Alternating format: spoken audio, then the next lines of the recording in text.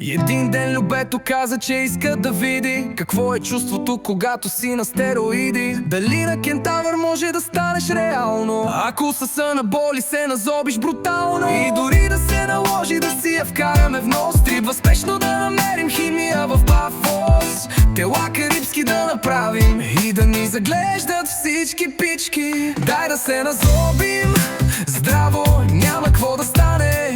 Да стана копеле кораво, да се нацепя на магаре, да блъскам яко всяка сутрин, да станем тежки мутри, да гледаме на ужас, да се чувстваме безсмъртни. Не след дълго вече знаехме човека, който се оказа има собствена аптека. И ей така започна нашето анаболно пътешествие. С устанони стромба беше време за действие.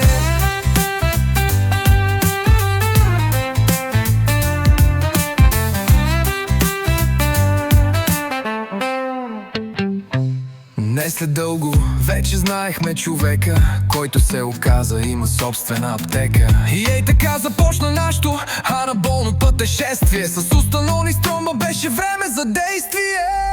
Дай да се назовим здраво, няма какво да стане.